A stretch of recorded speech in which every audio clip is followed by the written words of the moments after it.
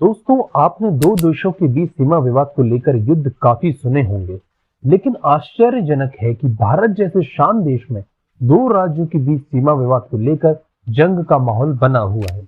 असम और मिजोरम के बीच recent time में बॉर्डर डिस्प्यूट काफी बड़ा है और बीते 26 जुलाई को इन दो राज्यों के बीच हुए हिंसक विवाद ने हमारे भारत की यूनिटी एंड सोवरेनिटी पर बड़ा प्रश्न खड़ा किया है।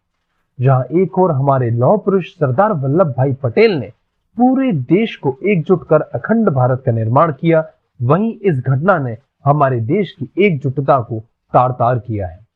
तो दोस्तों, प्रश्न आता है, इन दो राज्यों के बीच ये सीमा विवाद क्यों है और क्या इसका बैकग्राउंड या पृष्ठभूमि है, और क्या वर्तमान सरकार इस विवाद को खत्म करने में असफल रही है। तो चलिए दोस्तों, जानते हैं। बट उससे पहले मैं मोहित पाराशर आप सभी का स्वागत करता हूं अपने चैनल पर। और गाइस, आप सभी से रिक्वेस्ट है, मुझे सपोर्ट करने के लिए वीडियो को पूरा जरूर देखें और अगर वीडियो पसंद आए तो प्लीज इसे लाइक शेयर, चैनल को सब्सक्राइब जरूर करें दोस्तों।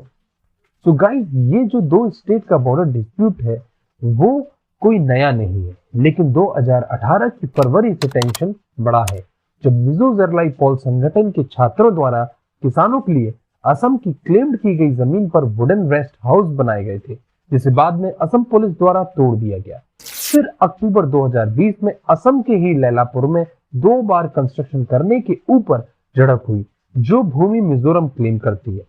बीते 30 जून को मिजोरम ने अपने आरोप में लगाया कि असम ने कोलासिब में अतिक्रमण किया है।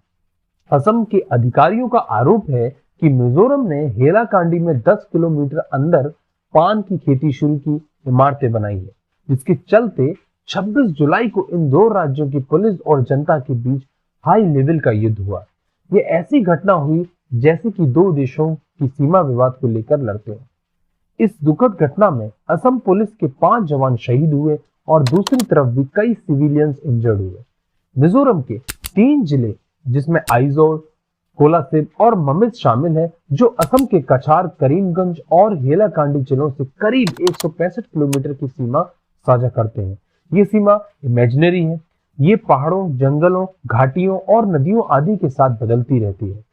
असम सरकार की ओर से विधानसभा में दी गई जानकारी के अनुसार बराक वैली में स्थित 3 जिलों कछार, हेलाकांडी और करीमगंज में 1778 हेक्टेयर जमीन पर अतिक्रमण किया गया।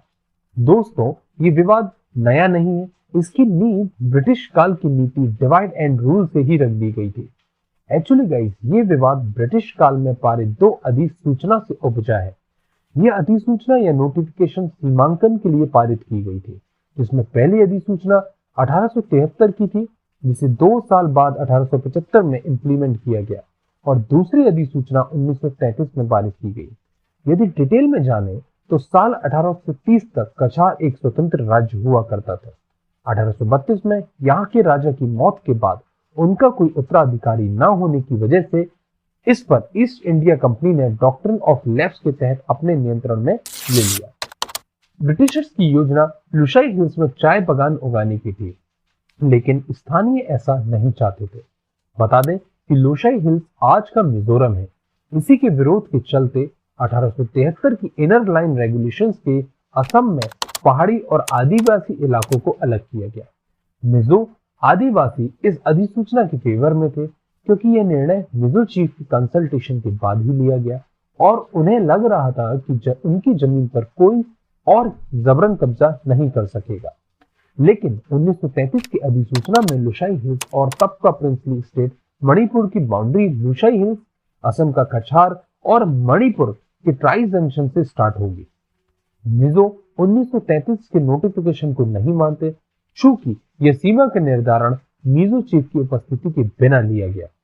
ब्रिटिश कॉलोनी के दौरान मिजोरम असम का ही एक जिला हुआ करता था, जिसे लुशाई हिल्स के नाम से जाना जाता था।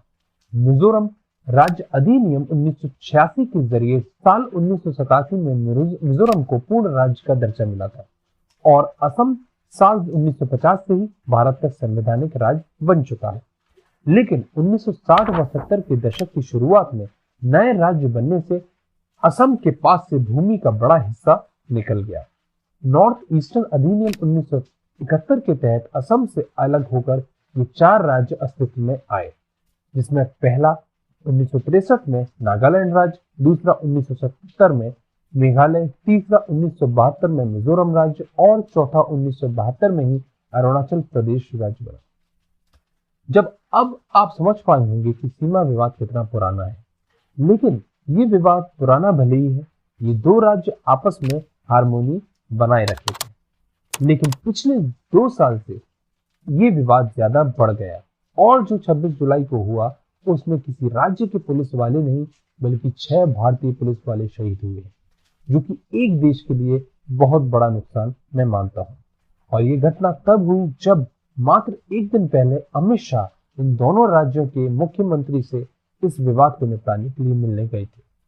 हालांकि इन राज्यों की तरफ से केंद्र सरकार से बहुत पहले से मांग की जा रही थी कि ये विवाद को खत्म किया जाए, लेकिन यही केंद्र सरकार नहीं बल्कि पुरानी सरकारों ने भी इसे निपटाने को आगे नहीं आए।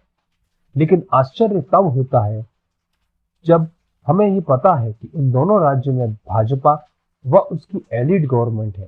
साथ ही इन दोनों राज्यों की सीमा पर भी केंद्र सरकार द्वारा सीआरपीएफ ट्रूप्स भी डिप्लॉयड किए गए और ये विवाद अभी खत्म होता नहीं दिख रहा है। केंद्र सरकार को जल्द से जल्द इस विवाद को खत्म करने के लिए बाउंड्री कमेटी ऑर्गेनाइज करना चाहिए, जिससे सीमा का निर्धारण दोनों राज्यों की संतुष्टि से हो पाए। सो आई होप गाइस आप समझ पाए होंगे ये विवाद क्यों था और इसके पीछे किसका हाथ है। कमेंट में जरूर बताइएगा कि क्या केंद्र सरकार विफल रही है इस विवाद को निपटाने में।